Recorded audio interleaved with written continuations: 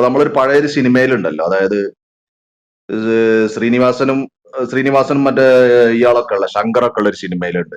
അതായത് ഇങ്ങനെ ശങ്കറിന്റെ അച്ഛൻ വന്നതാ. അപ്പൊ ശ്രീനിവാസൻ പറയണത് ഞാൻ തോറ്റു എന്നാ പറയുന്നത്. ശങ്കർ ഫസ്റ്റ് ക്ലാസ്സോടെ പാസ്സായി. അപ്പൊ പറയും നീ കോപ്പി അടിക്കാൻ മിടുക്കനാണല്ലോ, പിന്നെ എങ്ങനെ പൊട്ടിപ്പോയി എന്നറിയാം.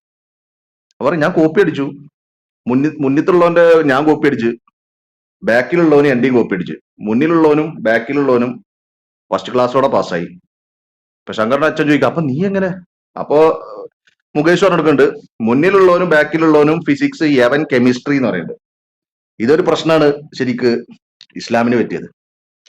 ഈ കോപ്പി അടിച്ചപ്പോ ഉണ്ടായൊരു പ്രശ്നത്തില് ശരിക്ക് ഖുറാൻ വായിച്ചു. ഞാൻ തന്നെ പല സമയത്തും ഖുറാൻ വായിച്ചിട്ട് ഈ ഖുറാൻ തന്നെ പല സ്ഥലത്ത് പറയും മറ്റേ ഈ നിങ്ങൾ സംശയം ഉണ്ടെങ്കിൽ മുൻഭേദക്കാരോട് ചോദിക്കുക എന്ന് പറയും.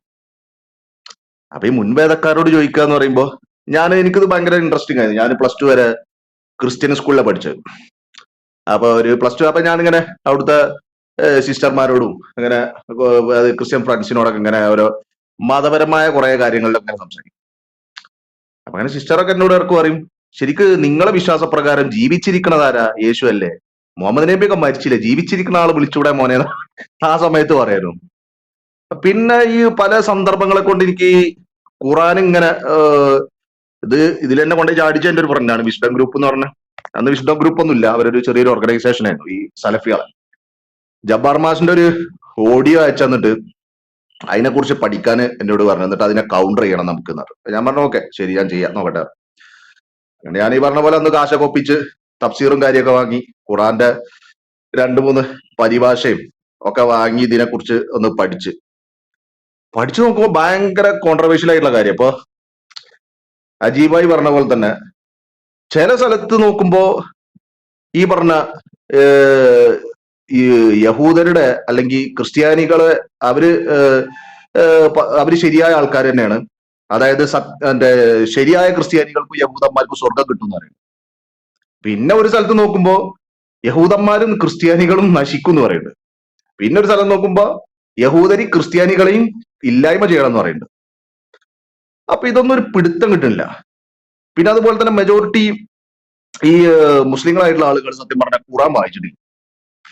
എന്റെ ഒരു അഭിപ്രായത്തിൽ ഏകദേശം ഒരു 10 ഇവർക്ക് ഈ പറഞ്ഞ കുറച്ച് ചെറിയ സൂറത്തുകളുണ്ട്, സൂറത്ത് പറഞ്ഞ ചെറിയ ചാപ്റ്റേഴ്സ് ഉണ്ട്, അതൊക്കെ അറിയും. അതിന്റെ തന്നെ അർത്ഥം ശരിക്കും ഇവർക്ക് ഇപ്പൊ അവിടെയുള്ള ഏതൊരു മുസ്ലിമിനെ വിളിച്ചിട്ട് ഇപ്പൊ അവിടെ അടിയോ തെറിയൊക്കെ പറയണ ആരെങ്കിലും വിളിച്ചു കഴിഞ്ഞാൽ ഒരു സൂറത്ത് പറഞ്ഞു കഴിഞ്ഞാൽ ഇവർക്ക് അതിന്റെ അർത്ഥം ഒന്നും അറിയാൻ പോണില്ല.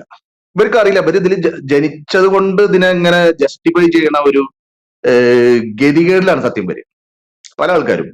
പക്ഷെ ഈ ഗതികേട് കുറെ കാലം കഴിയുമ്പോൾ ഈ ഗതികേടിന്ന് ഇവര് മോക്ഷം കിട്ടി പുറത്ത് ചാടുന്നുണ്ട്. ഈ ഖുറാനിൽ തന്നെ പല സ്ഥലത്ത് നോക്കുമ്പോ ചിൽഡ്രൻ ഓഫ് ഇസ്രായേൽ ഭയങ്കര അനുഗ്രഹിക്കപ്പെട്ട ആൾക്കാരാണ്. ഇസ്രായേലിന്റെ മക്കള് അനുഗ്രഹിക്കപ്പെട്ടവരാണ്. ഇസ്മായിലിന്റെ മക്കള് അനുഗ്രഹിക്കപ്പെട്ടിട്ടില്ല എന്നല്ല ഇതിന്റെ അർത്ഥം. അപ്പൊ ഇതിലിങ്ങനെ പിന്നെ അതുപോലെ തന്നെ നമ്മള് ഞാനിപ്പോ കുറെ കാലമായിട്ട് ഖുറാനും സാധനമൊക്കെ എടുത്തിട്ട് അപ്പൊ അതിലൊന്നും മൈൻഡ് ആക്കാറില്ല. ആദ്യം ഭയങ്കര ഇൻട്രസ്റ്റഡ് ആയി, ഞാൻ കുറെ മറന്നുപോയി. എവിടൊക്കെ മറ്റേ റൂഹുവ എന്ന് പറയുന്നത്. ചോദിച്ചോട്ടെ, അതായത് നിങ്ങൾ വാസ്തവത്തില് ഈ പിന്നെ സുന്നി യാഥാസ്ഥിതിക ആൾക്കാരായിരുന്നോ അതോ ഈ സലഫി പ്രസ്ഥാനത്തോടായിരുന്നോ പ്രാമുഖ്യം? ഇല്ല, എന്റെ ഫാമിലി പറഞ്ഞു കഴിഞ്ഞാല് മലപ്പുറം ജില്ലേന്റെ ഒരു വ്യത്യാസമുണ്ട്. നമ്മളിപ്പോ ഈ തെക്കോട്ടൊക്കെ കാണുന്ന തെക്കോട്ടൊക്കെ എന്ന് പറഞ്ഞു കഴിഞ്ഞാല് ഒരാളൊരു സുന്നിയാണെങ്കിൽ അവര് ആ ഒരു സലഫി കുടുംബത്തിൽ തന്നെ. ഇപ്പൊ എന്റെ ഫാമിലിയില് അത്യാവശ്യം വലിയ ഫാമിലിയാണ്. പിന്നെ ഈ പറഞ്ഞ പോലെ തന്നെ ഒരുപാട് വീട്ടുകാരുണ്ട് ഈ ഫാമിലിയിൽ തന്നെ. ഇതിൽ തന്നെ ഇപ്പൊ നോക്കുമ്പോ എന്റെ റിലേറ്റീവ്സ് ജമാഅത്ത് ഇസ്ലാമിക്കാരുണ്ട്. അതിൽ തന്നെ ഇപ്പൊ എന്റെ മാമന്റെ അളിയനൊക്കെ പഴയ സിമി പ്രവർത്തകരൊക്കെ ആയിരുന്നു.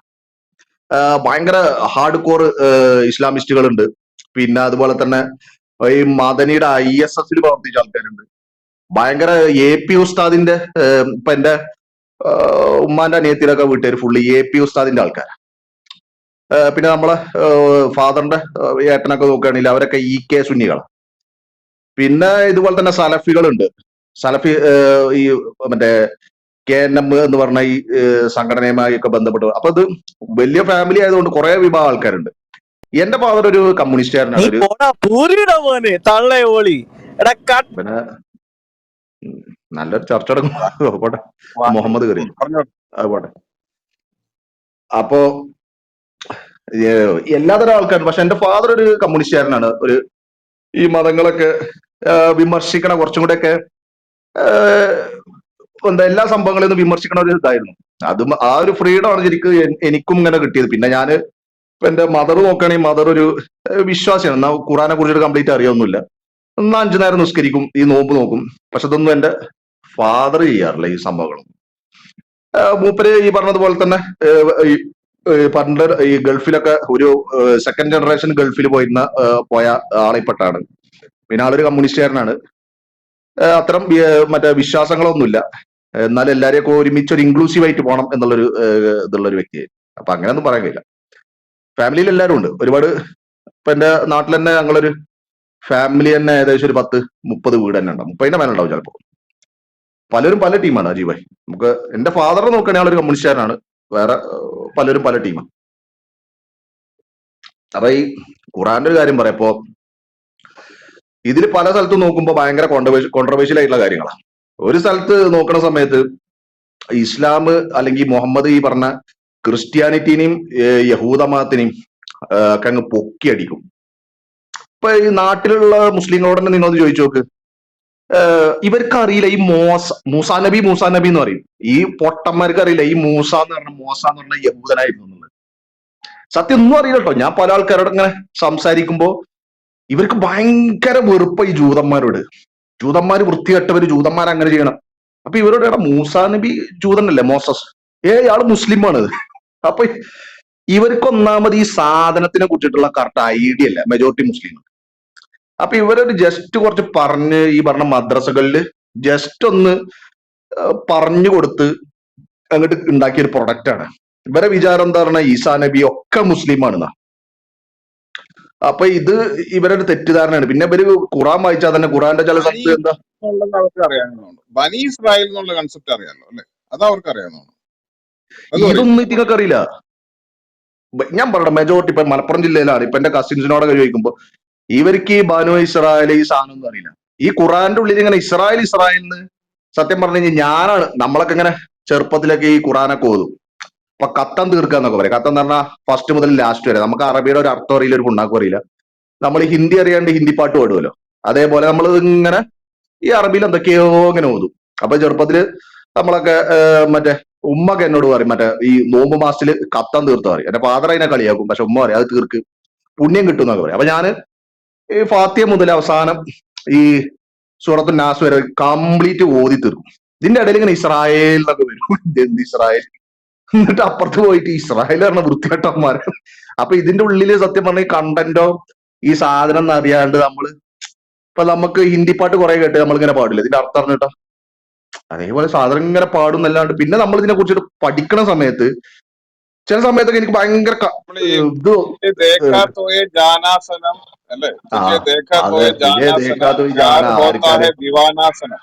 അപ്പൊ ഈ നമ്മുടെ അർത്ഥം നാട്ടിൽ ദിവാനാസനം എന്ന് പറഞ്ഞ എന്തെങ്കിലും സാധനം ഉണ്ടെന്ന് ഓർത്തായിരിക്കും ഇരിക്കുന്നത് അല്ലേ? അങ്ങനെയൊക്കെ. ആസനം അതന്നെ. അതെ അതെ. ഇപ്പൊ ഞാനിങ്ങനെ ആ, ഇപ്പൊ മലയാളികളെ നമ്മളെ നാട്ടിലിങ്ങനെ മലയാളികൾ കളിയാക്കും. എങ്ങനെ അറിയോ? ഭയങ്കര ദേഷ്യമായിട്ട് ഉസ്താദ്മാരുമായിട്ട് അടിക്കുകയൊക്കെ ചെയ്തിരുന്നു. ഇപ്പൊ ബാങ്കില് ഹയ്യാല സ്വലാന്നുണ്ടല്ലോ. ഇപ്പൊ സത്യം പറഞ്ഞ മുസ്ലിങ്ങൾക്കൊന്നും ഈ ബാങ്കിന്റെ അർത്ഥം പോലും അല്ല. ഇപ്പൊ ഇങ്ങനെ ഹയ്യേന്ന് അറിയുകയും ചെയ്യും. ഇതിങ്ങനെ കൊടുക്കണതിന്റെ ഇടയിൽ അപ്പൊ ഇത് നമ്മളെ ഭാഷയും അതും സംബന്ധിച്ച് നോക്കുമ്പോ പിന്നെ അതേപോലെ തന്നെ മറ്റേ ഒരു ഇതുണ്ട് എന്താ ഇന്നാക്കൽ കൗസർ എന്ന് പറഞ്ഞിട്ടൊരു ഇതുണ്ട്, ഒരു വചനുണ്ട്. അപ്പൊ എന്താ എന്റെ ഉമ്മാന്റെ പുള്ളി ടൗസർ എന്നൊക്കെ പറഞ്ഞിട്ട് അതിനൊക്കെ കളിയാക്കുക. പുസ്തകന്മാര് ഇതൊക്കെ പറഞ്ഞിട്ട് ഞാൻ അടിക്കുകയും ചെയ്യും. കാരണം നമുക്കിത് അറിയില്ലല്ലോ. ഇപ്പൊ ഈ പറഞ്ഞ പോലെ ഹാസൻ എന്നൊക്കെ പറഞ്ഞു അറിയാത്തൊരു സാധനം ഇങ്ങനെ അപ്പൊ നാറുള്ളയിൽ മോക്കഥ അപ്പൊ ഇങ്ങനെ നാറുന്ന ഇങ്ങനെയൊക്കെ ചിന്ത വരും. ഞാൻ ഈ സംഭവമൊക്കെ പഠിക്കുമ്പോൾ മലയാളവുമായിട്ടൊക്കെ ഇങ്ങനെ ബന്ധപ്പെടുത്തിയിട്ടാ പഠിക്കുക. അപ്പൊ ഈ ഭാഷയുടെ പരിമിതിയോടെ നമുക്ക് അറിയാത്തൊരു സാധനമാണ്. അപ്പൊ ഇത് ശരിക്കും ഖുറാനിലെ പല സംഭവങ്ങൾ നമ്മൾ നോക്കുമ്പോൾ ഭയങ്കര. ഇപ്പൊ എന്റെ ഒരു പള്ളിയിലെ ഇമാമിനോട് ഞാൻ ചോദിച്ചു, മസീഹ് ദജ്ജാലുണ്ട്, മസീഹിബിനും മറിയം ഉണ്ട്. അപ്പൊ ഈ മസീഹിബിനും മറിയം, ദജ്ജാൽ എന്ന് പറഞ്ഞാൽ ലോകാസ്ഥാനത്തിൽ വരുന്നത്. അപ്പൊ ഈ മസീഹ് എന്ന് പറഞ്ഞു കഴിഞ്ഞാൽ ദജ്ജാലും മസീഹാണ്, മറിയത്തിന്റെ മകന് മിഷിയയും മസീഹാണ്. അപ്പൊ ഈ മസീഹ് എന്ന് പറയുന്ന സംഭവം മോശമാണോ നല്ലതാണോന്ന് വെച്ചു. അപ്പൊ ഈ ഉസ്താദിനോട് പറയുന്നത് മോശം, ദജ്ജാലിന്റെ ഒരു അവസരം വരുമ്പോൾ നമുക്ക് മോശം എന്ന് പറയാം, മറ്റേതെന്ന് പറയുമ്പോൾ എല്ലാം നിയന്ത്രിക്കുന്നതാണ്. ഇപ്പൊ ഇവർക്കൊന്നും ഈ സാക്കിർ നായിക് മുട്ടയുടെ രീതി എന്ന് പറയണ്ടല്ലോ, അതേപോലെയാണ് ഇവർ ഇതിനെങ്ങനെ ഒരു അങ്ങനെ ആക്കി മാറ്റുക. ഇപ്പൊ ഇതേപോലെ തന്നെ എനിക്ക് കുറെ സംശയം തോന്നിയിട്ടുണ്ട്. ഞാൻ അതുപോലെ തന്നെ എവിടെ റൂഹുള്ള എന്ന് പറയുന്നുണ്ട്, അള്ളാഹുവിന്റെ റൂഹാണ്. റൂഹ് എന്ന് പറഞ്ഞാൽ ആത്മാവല്ല, ആത്മാവാണ്. മസീഹിബിന് മറിയെന്നോ അങ്ങനെ എന്തൊരു സംഭവം ഉണ്ട്. ഞാൻ ആ സ്ഥലമൊക്കെ മറന്നുണ്ട്. അപ്പൊ എനിക്ക് ഡൗട്ട് വന്നിട്ട് ഞാൻ ചോദിച്ചു, അപ്പൊ അള്ളാന്റെ റൂഹ് അള്ളാന്റെ ആത്മാവാണെങ്കിൽ അപ്പൊ അവിടെ ക്രിസ്ത്യൻ കൺസെപ്റ്റ് അല്ല ഇതിൽ പറയണമെന്ന് ചോദിച്ചു. അപ്പൊ ക്രിസ്ത്യാനികൾ പറയണമെന്ന് വെച്ചാല് ദൈവത്തിന്റെ ഒരു ആത്മാവ് എന്നല്ലേ. അപ്പൊ ഇത് കോപ്പി അടിക്കണതിൽ പറ്റിയൊരു പാകപ്പിഴവാണ്. അത് കോപ്പി അടിക്കാൻ ഒരു ക്വാളിറ്റി ഇല്ലാത്തൊരു കോപ്പി അടിച്ച. ഇപ്പൊ ചൈന ഒക്കെ ഇപ്പൊ അമേരിക്കന്റെ കുറെ സാധനം പ്രൊഡക്റ്റ് കോപ്പി അടിക്കുന്നുണ്ട്. അത് കോപ്പി അടിച്ച് അവര് വൃത്തിക്ക് ചിലതൊക്കെ നല്ല വൃത്തിക്ക് ഉണ്ടാക്കുന്നുണ്ട്. പക്ഷെ ഇത് കോപ്പി ഇപ്പൊ പാകിസ്ഥാൻ അമേരിക്കനെ കോപ്പി അടിച്ച് അങ്ങനെ ഉണ്ടാവും. അല്ലെങ്കിൽ ഇപ്പൊ ഏതെങ്കിലും ഒരു ആഫ്രിക്കൻ രാജ്യം, ഇപ്പൊ അറബി രാജ്യമാണല്ലോ, അത് കോപ്പി അടിക്കണമെന്നൊരു ക്വാളിറ്റി വേണം. ആ കോപ്പി അടിക്കണേലും പിന്നെ അതുപോലെ തന്നെ ഇയാൾക്ക് ഈ കഥകളൊക്കെ പറഞ്ഞു കൊടുത്ത് ഈ വർക്കത്ത് പിന്നെ നൗഫൽ ഉണ്ടല്ലോ, ഇയാളും ചില കാര്യങ്ങൾ പറഞ്ഞു കൊടുത്ത് പിന്നെ കുറെയൊക്കെ മുഹമ്മദ് സ്വന്തം കയ്യിൽ നിന്ന് എടുത്തിട്ട് എഴുതി. അപ്പൊ അതിന്റെയൊക്കെ കുറെ പ്രശ്നങ്ങളാണ്. ഈ പാഗൻ ആശയത്തിന്റെ ഇടയിൽ കയറി ഇപ്പൊ മക്കയിൽ ചെന്നിട്ട് അവിടെ തവാഫ് ഉണ്ടല്ലോ 7 വട്ടം. അതിന് മുസ്ലിങ്ങളോട് നിങ്ങൾ എന്തിനാ 7 വട്ടം ചെയ്യണം? 5 വട്ടം ആയാൽ പോരെ? ഒന്നും ഇവർക്ക് ഇതിനുള്ള ഉത്തരവൊന്നുമില്ല സംഭവം.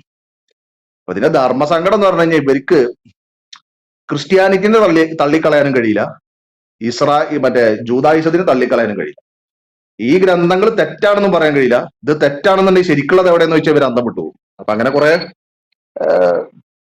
എന്താ പറയാ ഈ പ്രശ്നങ്ങളുണ്ട് ഇവർക്ക്. ഇത് അധികകാലം ഒന്നും നിൽക്കാൻ പോണൊരു മതമൊന്നുമല്ല ഈ സാധനം, മനസ്സിലായില്ലേ? അപ്പൊ ഇത് ധർമ്മസങ്കടം ഉണ്ടായിട്ട് വലിയ കാര്യമൊന്നുമില്ല.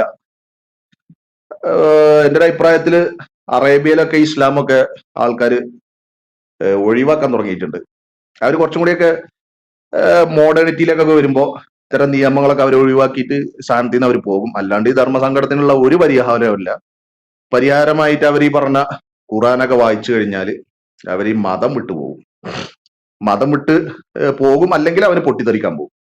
ഇല്ലെങ്കിൽ ഇപ്പൊ ഈ അബ്ദുൽ ബാസിലിന്റെ ഒക്കെ പോലെ ജസ്റ്റിഫൈ ചെയ്ത് സത്യം പറയാം, ഇവരെ കാണുമ്പോൾ എനിക്ക് പാവം തോന്നുന്നുണ്ട്. കാരണം എന്താ വെച്ച് കഴിഞ്ഞാൽ ഈ പെടാപ്പാട് വിടുക എന്നറിയില്ലേ, ഒരു സാധനം തെറ്റാണെന്ന് അറിഞ്ഞാൽ പോലും അതിനെ ശരിയാക്കാൻ വേണ്ടിയിട്ടുള്ള ഒരു ഇടങ്ങാറാണ് ഇവർക്ക്. അപ്പൊ അതിനുള്ള പരിഹാരങ്ങളൊന്നുമില്ല. മറ്റേ ഇയാള് പറയണ്ടല്ലോ മണിച്ചിത്രത്താഴില്, ഇറ്റ്സ് ഇൻക്യൂറബിൾ, തിലകം പറയണ്ടല്ലോ, അതേപോലെ ഇതിന് പരിഹാരമില്ല. Okay okay, thank you. അത് നിങ്ങളുടെ അനുഭവത്തിൽ നിന്ന് അത് പറഞ്ഞതിൽ എന്ത് സന്തോഷം. കാരണം നമുക്ക് എല്ലാ സ്ഥലത്തും എല്ലാ കാര്യങ്ങളിലും അംഗീകരിക്കണമെന്നൊന്നുമില്ല. ഇപ്പൊ തന്നെ കഴിഞ്ഞ ദിവസം ഇവിടെ ഇക്കാക്ക ഇവിടെ വന്നിരിക്കുന്നതിന് ഭയങ്കര ബഹളമായിരുന്നു. ഫാസല് ക്രിസ്ത്യാനിയാണെന്നും അല്ല, പക്ഷെ അദ്ദേഹത്തിന്റെ കാര്യങ്ങൾ വളരെ വൃത്തിയായിട്ട് പറഞ്ഞു. സന്തോഷം. അത്